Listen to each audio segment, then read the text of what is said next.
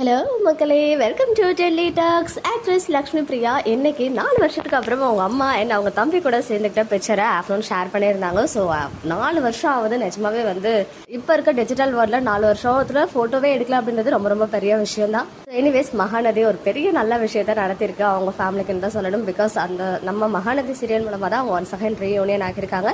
நான் கூட இந்த காஸ்டியூம்லாம் வச்சு அவங்க கலாட்டா அவார்ட் ஃபங்க்ஷன் போனான்னு எடுத்ததுன்னு சொன்னாலே ஆக்சுவலாக அது தப்பான இன்ஃபர்மேஷன். இன்னைக்கு அவங்க கோவிலில் ஒரு மேரேஜ் போயிருக்காங்க. அவங்களுடைய கசினோடைய மேரேஜ்.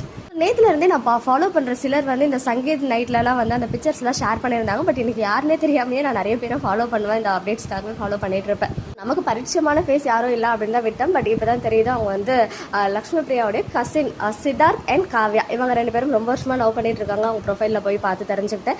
ஸோ அவங்க 2 பேருக்கும் நேற்று இந்த சங்கீத் ஃபங்க்ஷன்லாம் முடிஞ்சு இன்னைக்கு மேரேஜ் முடிஞ்சிருக்கு. டெம்பிளில் தான் மேரேஜ் ஆகிருக்கு. ஸோ அந்த ஃபங்க்ஷனுக்கு தான் நம்ம லக்ஷ்மி பிரியா அவங்க ஃபேமிலியோட போயிருக்காங்க. ஐ மீன் அவங்க அம்மா அண்ட் தம்பி கூட போயிருக்காங்க. அவங்க எடுத்துக்கிட்ட பிக்சர்ஸ் தான் பேக் டு பேக் 2 பிக்சர் அவங்களே ஷேர் பண்ணியிருக்காங்க.